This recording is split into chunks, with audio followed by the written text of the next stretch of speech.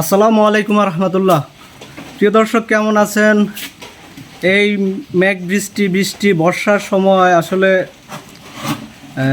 গরু ঘরের বা খামারের অবস্থা খুবই করুণ, যেটা আপনাদের সাথে শেয়ার করার জন্য আজকে চলে আসলাম।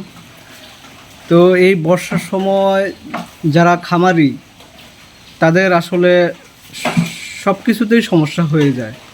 যেমন গরুর ঘাস খাওয়ানো, তারপরে গরুর ঘর পরিষ্কার রাখা, তারপরে গরুর গোসল করা, সব কিছু সমস্যা হয়ে দাঁড়ায়।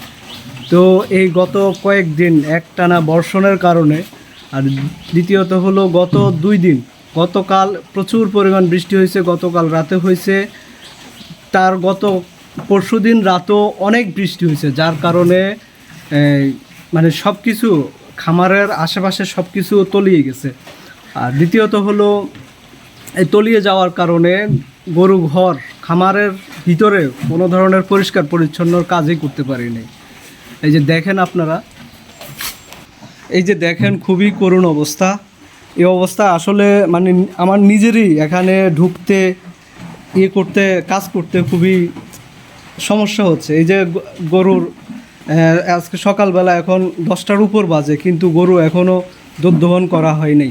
কিন্তু এই অবস্থা রেখে যে দুধ দহন করবে, এটা আসলে আমার নিজের কাছে মানে ইয়াদ লাগে, মানে বিবেকে বাদে, যে আসলে এই গরু ঘরের যদি এই অবস্থা হয়, এই অবস্থায় রেখে যদি দুধ দহন করে, আমার নিজেরে মানে আনিজি লাগে। মানে কি বলবো, এই যে এই দুধটা খাবো বা করবো, এটা আসলে খুবই বিরক্তিকর। তাই এখন আজকে মোটামুটি এখন কারেন্ট আছে। গতকাল তো এই সকাল থেকে রাত পর্যন্ত কারেন্ট ছিল না, তা যার কারণে গতকাল আমি টোটালি গরু ঘর পরিষ্কার করতে পারিনি। শুধুমাত্র গোবরগুলা এই এক পাশ থেকে মানে এই পাশে টেনে এনে রেখে দিছি, বাট পরিষ্কার করতে পারি নাই।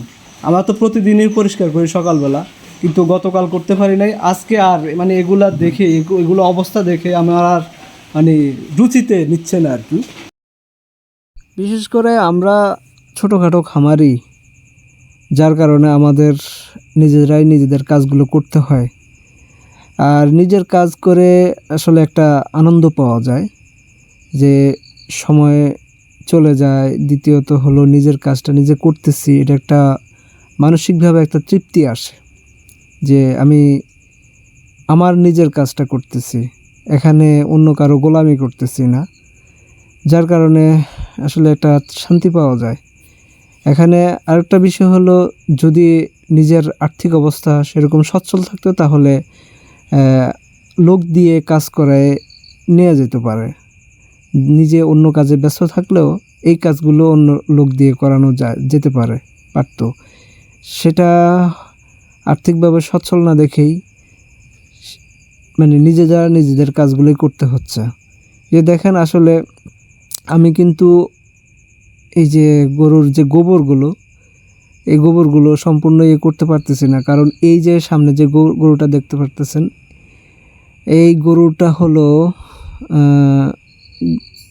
প্রচুর পায়খানা করে আর খায়ও প্রচুর। যাক আলহামদুলিল্লাহ, গরুটা কোনো বাছাবাছি করে না। আমার অন্য গরুগুলোর তুলনায় এটা একটা লক্ষ্মী গরু বলা চলে। এই গরুটা যা দেয়া হয় সবই খায়। আর গরুটা এই যে পায়খানাটাও মানে গোবরগুলো একটু নরম, যার কারণে এই গোবরগুলো নিতে পারিনি। এই গোবরগুলো পানি দিয়ে এইগুলো পরিষ্কার করতে হবে। আর এই যে গরুর গায়েও প্রচুর গোবর লেগে আছে, এগুলো সব ধুইতে হবে। আর গরুর দুধের ওলানেও সেখানেও লেগে আছে গোবর। যে কথাটা আগেও বলছিলাম, যে আসলে মেঘ বৃষ্টিতে আসলে অবস্থা খুবই খারাপ হয়ে যায়। গরুর ঘরের বা খামারের যে অবস্থা, সেটা খুবই মানে বাজে হয়ে যায়, কারণ এই প্রতিনিয়ত এই গরুটাই মানে এই জায়গাটা, সামনের জায়গাটা খুবই নোংরা করে ফেলে, নিজেও নোংরা হয়, জায়গাটাও খুবই নোংরা করে ফেলে। যদি ধরেন 1 ঘন্টার ভিতরে গরু ঘরে না আসা হয়, এর মধ্যেই মনে করেন যে এই জায়গাটা পুরো একটা হয়ে যায়। তো এই গরু যখন মানে ঘর ধুইতে আসি, পরিষ্কার করতে আসি, তখন এই গরুর পানি খাওয়ার চাহিদা বেড়ে যায়, কারণ সে পানি দেখলে পাগল হয়ে যায়। তো সাথে সাথে ওকে পানি দিতে হয়। আর এই বৃষ্টিপাতে মেঘ বৃষ্টি বর্ষার সময় তো বুঝেনি যে চারদিকে পানি, যার কারণে বেশি পরিষ্কারও করা যায় না। 2-4 দিন পর পর পরিষ্কার করতে হয়। আর 2-4 দিনের মধ্যে এত বাজে অবস্থা হয় ঘরের, যেটা আসলে বুঝে বলা সম্ভব না, এত বাজে হয়। তো গতকাল পরিষ্কার করিনি, আজকে এত বাজে অবস্থা হয়েছে। যদি আরও 2 দিন বা আরও 1 দিন হইতো, তাহলে মানে আমার ঘরে ঢুকতে ইচ্ছে করে না, এমন অবস্থা হয়ে যায়। যাই হোক, তো আমি আছি বিধায় আমি পরিষ্কার করতেছি। আবার দেখা গেছে আমি না থাকি, যেদিন না থাকি তখন আব্বা পরিষ্কার করে। দেখা গেছে আব্বা শারীরিকভাবে এমনিতেও অসুস্থ থাকে। তো আব্বা অসুস্থ থাকলে তখন দেখা গেছে 2-1 দিন আবার গ্যাপ যায়, ধোয়া হয় না। তো আমি যতদিন থাকি চেষ্টা করি আমি প্রতিদিন ধোয়ার জন্য। আবার এই কিছু কিছু সমস্যা হলে তখন আবার গ্যাপ যায়, মানে পরিষ্কার করা যায় না আর কি।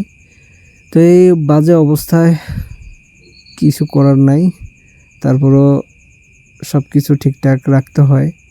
আর যদি ঠিক পরিষ্কার না রাখা হয় তখন আবার ময়লা সমস্যা হয়ে যায়, জীবাণু সব কিছুতে। এই যে দেখেন কি বাজে অবস্থা হয়ে গেছে বর্ষার পানিতে, বৃষ্টির পানিতে। আবার দেখেন এই যে গরু খামারের পাশ দিয়ে একদম গতকালকে একবারে এই কাছায় পানি ছিল এখানে।